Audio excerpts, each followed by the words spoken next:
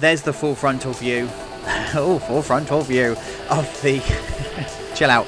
And you also would be forgiven for thinking Insanity Falls as soon as you see this, because that's exactly what it is. Let's not kill our guests. This is not a murder park. That this rapids ride would contain somewhere in the region of 1.2 million gallons of water, because yes, I can do maths. Sometimes you fight with the game and sometimes you just let it do its thing. And it's Mahi Maope, apparently. That's how I'm saying it. Mahi Maope. Please. We're just going to run with it, right?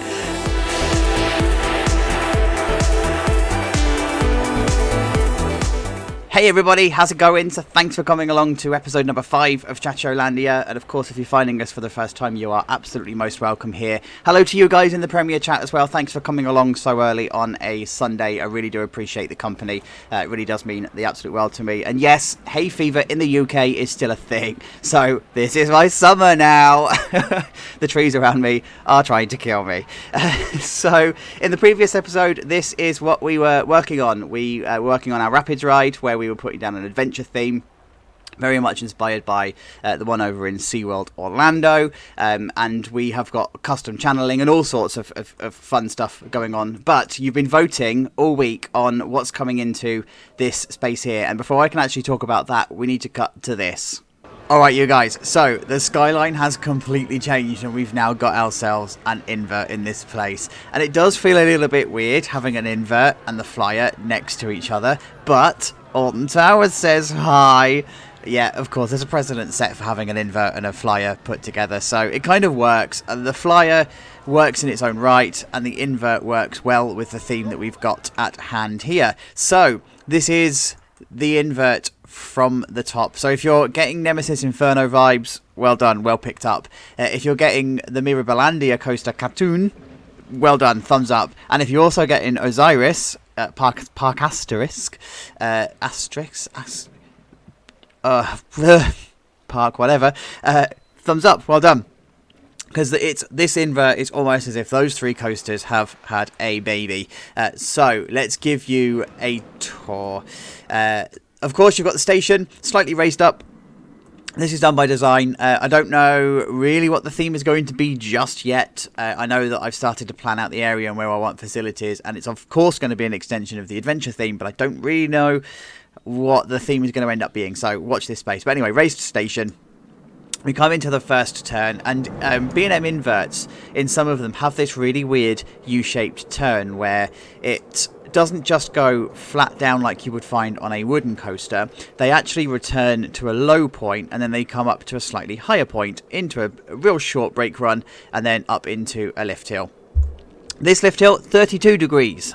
So remembering that the sweet spot for B&Ms is between 30 and 40 degrees. I've gone for 32 degrees because we're working with a slightly smaller space here, and of course we need to get the track to a height. Then it comes to the classic turnaround.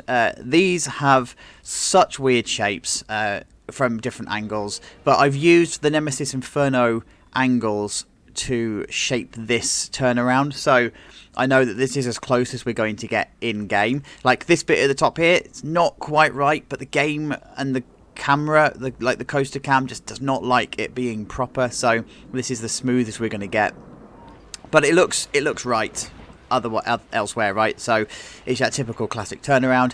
And tell me, what invert doesn't have a loop into a 0G roll? Of course they're out there, right? Of course they're out there, but the signature for an invert is vertical loop into 0G roll. So yeah, why not? Let's just go with the flow. let's not break from tradition. We're going with it.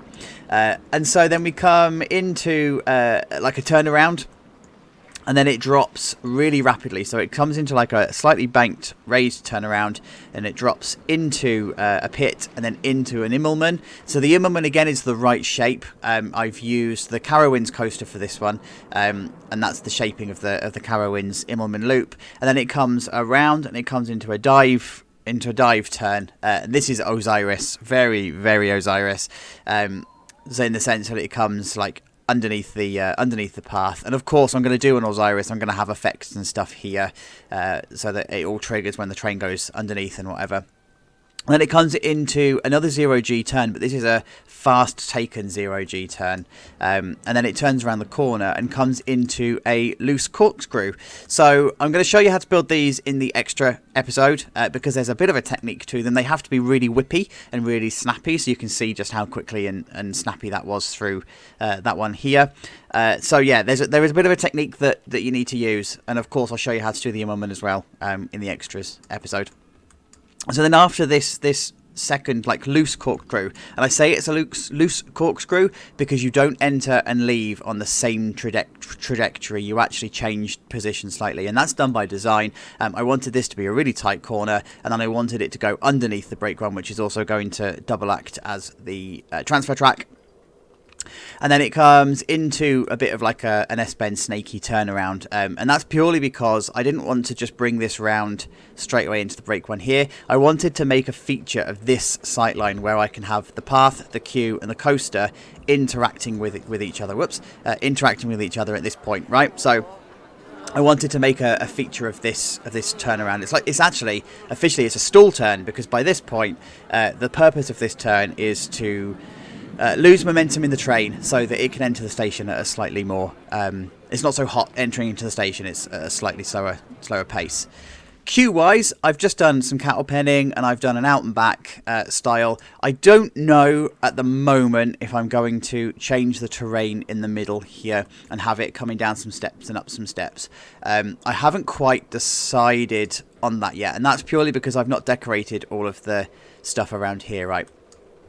And then fast pass, this one has fast pass, so the entrance is here, the exit is here, and then of course we're going to have a disabled entrance, so that's going to be somewhere along here, I would imagine. I need to just take a revisit to Nemesis Inferno and find out how they do their disabled entrance, because they don't have a lift and they don't have ramps, they just have stairs, and you do disabled entrances to the exit. So I just need to do some research on how Nemesis Inferno does it, just to make sure that what I'm thinking is actually set precedent in the real life. And then of course we've got ourselves a flat ride. What adventure area would not be complete without a Roto Drop? So of course we've got a Roto Drop, and I've just started to do all of the facilities. So we've got gift shop taking place, we've got another grab and go unit that's going to support this grab and go unit because this is going to be a really busy area, and our first games stall. So I've not included game stalls up until this point because I wanted to develop this area before I started to put things like arcades and stuff in. This is going to be our first game stall. I'm so excited. Right, so guys, I'm going to carry on building, and I need to do some research, so I've got some interesting things to tell you about B&M Inverts for the next update. So here we go. So according to the last episode, you guys love your maths. So £146,000, and that's 66,224 kilograms. Now, I wonder if you know what that number represents. And I've learnt my lesson from the last episode where I cut to an update and there wasn't really much to show you. So look, hooray, we've got stuff to show you. Plenty has been done in this one to actually go around. But we're talking specifics of a B&M Invert coaster and how they operate, and we're going to start here in the station because this is where most of the magic actually happens. So all of the trains that enter the station, they get individually weighed, and that is then sent from the actual train itself to the control box, and the control box then sends that message out to the lift hills and the brake runs, so it knows how fast the train is going to be travelling, how fast it has to go up the lift hill, at what speed it has to leave the lift hill, and then how brakey, that's the official term, how brakey the brakes have to be, so how quickly the brakes have to react as soon as it hits the train itself. So that's the first thing that happens. And that's where £146,000 comes into its own, because each lift hill of an invert can cope with a train that's around £146,000, 66,224 kilograms. Any heavier than that and it's going to struggle, and it may actually, well, it wouldn't roll back because you've got anti-rollbacks on the lift hill, but you're gonna struggle and the train may not get up. Now that figure also includes the weight of the train itself, so it's £146,000 whilst it's laden with passengers, including its own weight. So whilst we're in the station, there's a couple of other things that are fascinating in here as well. So as you already know, the B&M Invert trains, they are below the track rather than above the track, right? That's not surprising. That's not the interesting fact. So they are actually designed, however, with the opposite of a normal roller coaster train in mind. So a normal roller coaster train, and I choose to talk about this just as there isn't one in the station. Well done. So a normal roller coaster train is designed with the idea that everything is going to be pushed into the track. So it has to have a certain design element, whereas the roller coaster trains for an invert is designed with the opposite in mind. It's designed to not be torn apart, and that's because as you're going around the track itself, you're going to have all of the forces exerted, and everything is going to be pushing the train away from the track. So it has to have more durability on the very top of this area here, rather than being at the bottom, having all the durability at the bottom. And of course, they're floorless, right? So you want them to be able to have their feet dangling. So you don't want all of the mechanics and metrics and everything all along here. And you use these covers along here to protect the wheels, so they are wheel guards. And inside here as well, you can't see it in the game version, but inside the real version, there is a bar and a beam that goes right the way from front to back of the train. And when you apply pressure to that beam, the restraints then open. And when you take the pressure away, the restraints are then locked. And that's when you can start to pull them down, and then you can't push them back up again. You can only unlock a restraint either using the pressure on the beam or using a physical manual override that the ride ops or the engineers would have. It's the only way that you can do that. Otherwise, your restraint is absolutely not coming open, and that's it's actually the main way that all of that actually works. So, of course, we go safety first when it comes to dispatching a train. So you do all of the normal checks. The train will weigh it, it'll send it to the control panel and get sent out. But of course, they can only operate in temperatures typically between 0 and 40 degrees Celsius. And of course, if you've got heavy rain, then due to the reduced friction on the track, then you would tend to find that the rides will close. And wind speed as well. I think it's 40 mile an hour that these can operate in typically. So you're going to be struggling if you're in a very windy climate.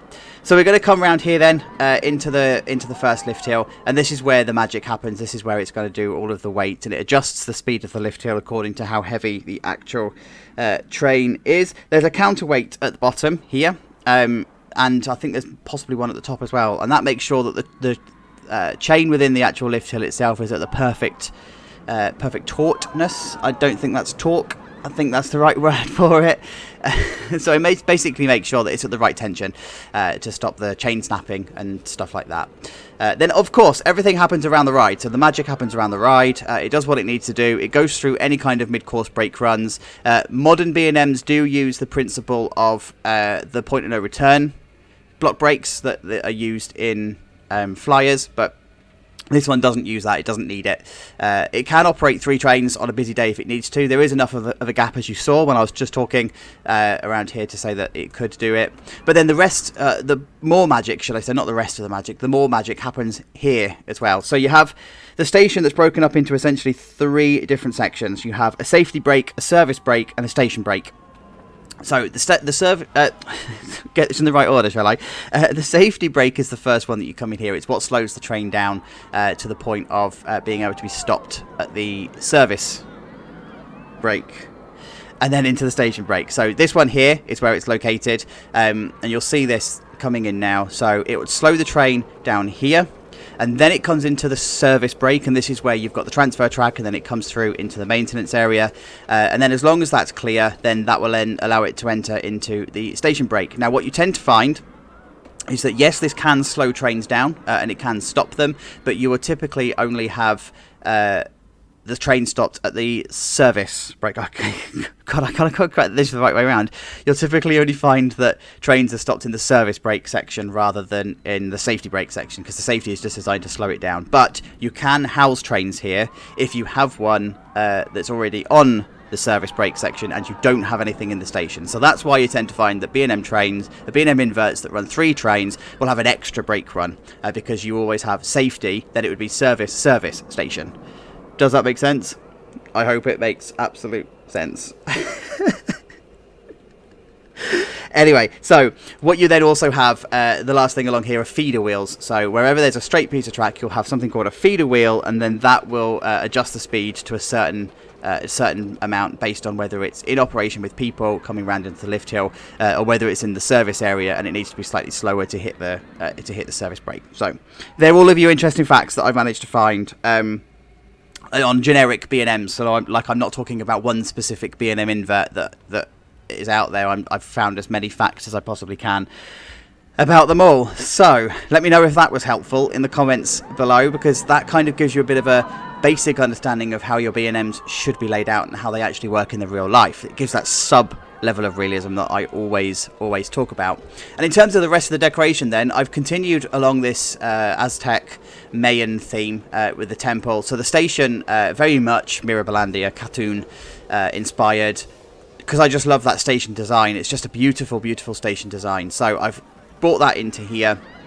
We've got the steps down. We've got this pattern that's just made out of the normal shapes that come, the adventure shapes that come into here. We've got a bit of a sun visor and everything along this side. And then the queue line itself, I actually robbed the totally robbed it from Nemesis Inferno. So the fences and everything from Nemesis Inferno, in the sense you've got these wooden with cross hatchets and everything along here. Of course, I need to do all of the concreting and everything along the actual queue itself, just to get rid of the dividers and stuff. But I did decide to lower the terrain.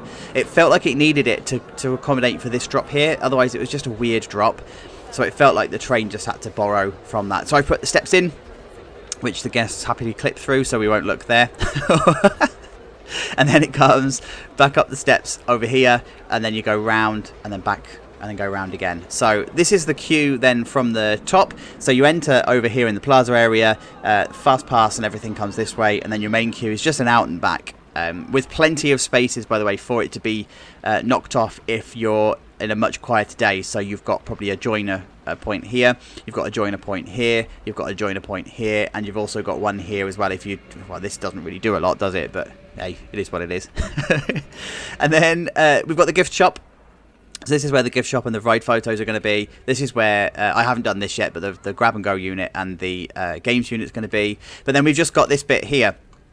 So this is the main focal point. This is the main feature of this ride, and I wanted to design this to be almost like you're walking into a temple and into a plaza, because this is the outer part of that Egyptian, Aztec, whatever you want to call it, Mayan theme, right? So everything our side that we're standing now would all be part of the kids area, and then you're going to walk through, and the first thing you're going to get met with is the B&M Invert. And then you're going to go on to the rapids through the actual area itself. So I wanted this temple theme.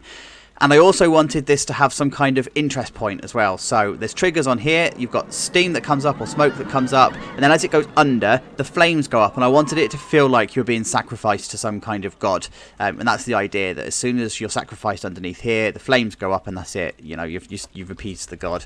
And then, of course, you've got the steam that comes here. Very cliche, but that's how it goes, right? So that's pretty much everything. I've just done some rock work around here, but I'm not going to show you yet because I need to do a lot more around it. I've just put some concept rocks out. I want to show you the final thing. Talking of the final thing, how did that turn out?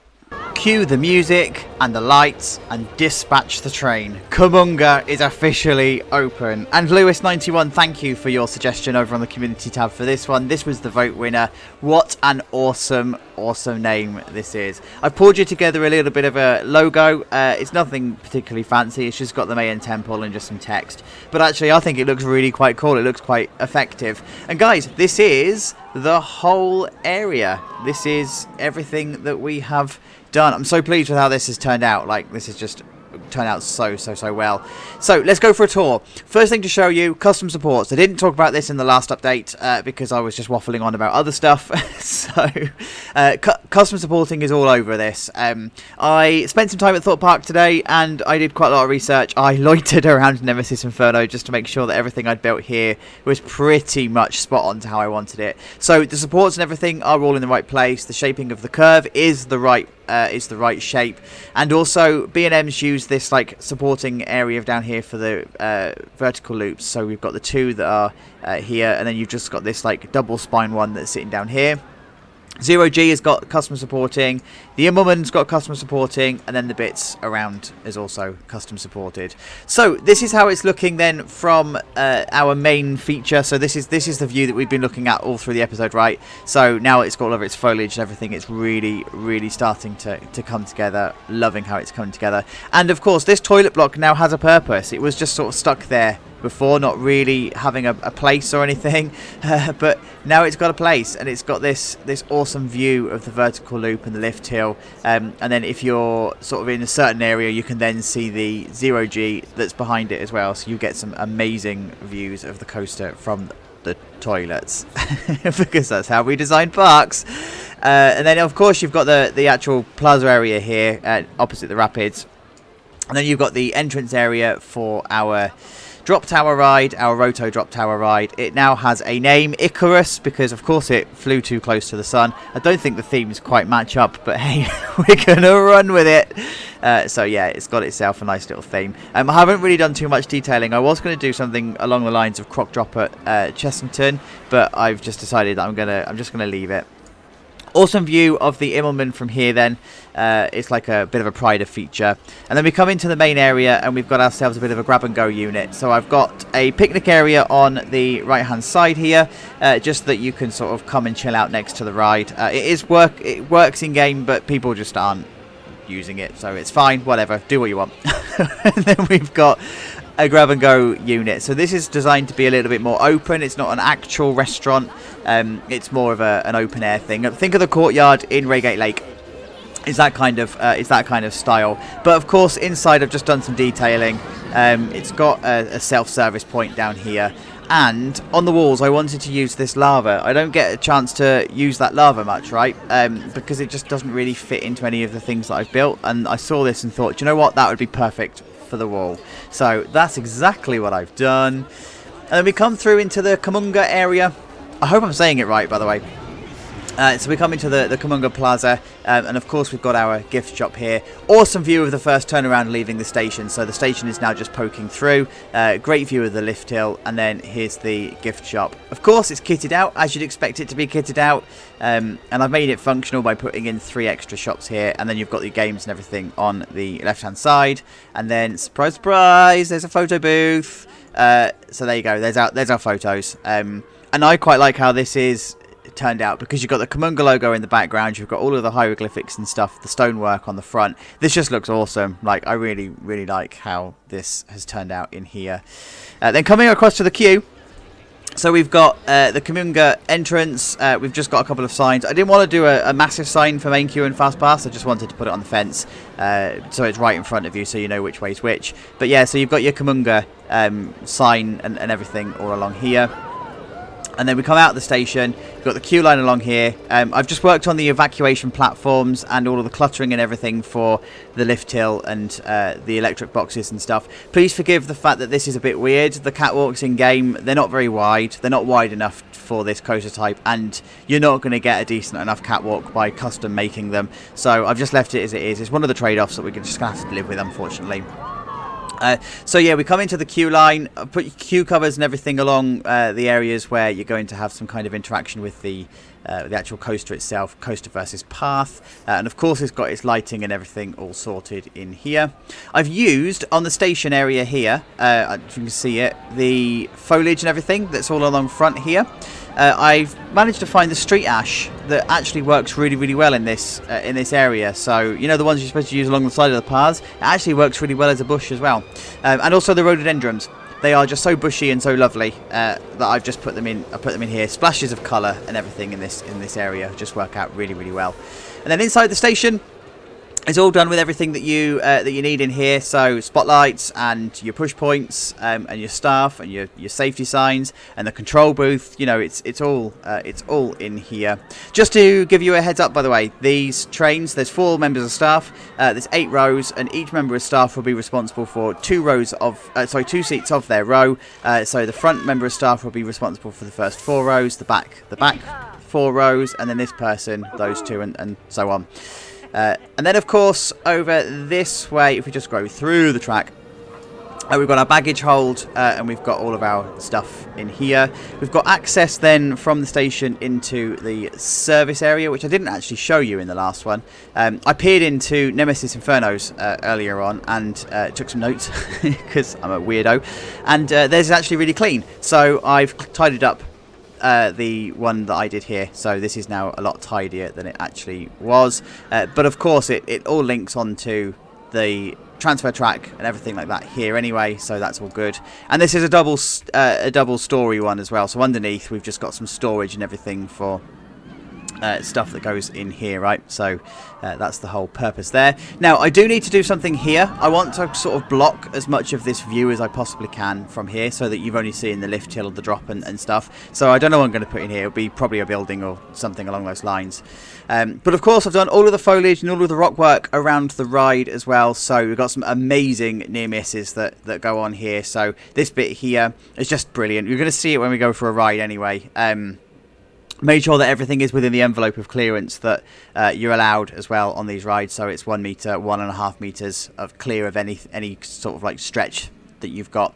So I've made sure that that's an actual thing. And of course I've done all the foliage and along here, make it look really jungly, make it look really nice. And you get some awesome points of view and everything from along here of the actual track and the trains itself. And then of course the main entrance coming from our kiddie area is here. So here's the Kamunga Temple, and you'll just walk underneath. And of course I need to sort out how this is going to enter and exit, and then you've just got some amazing interaction with the actual thing itself. So a bit of tidying up to do. Like I've got a couple of rogue supports and everything, I'm fully aware of that. So this is it from the top.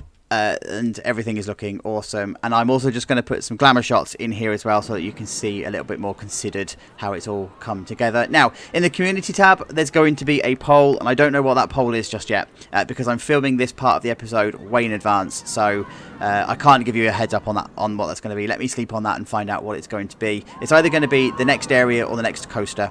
Don't know yet. But anyway, thank you so much for getting to the end of this video, guys. If you have liked it, if you found it helpful, please leave a like on the video. Please leave a comment. You already know this is helping us find new audiences, so you all are really just helping so much. So thank you.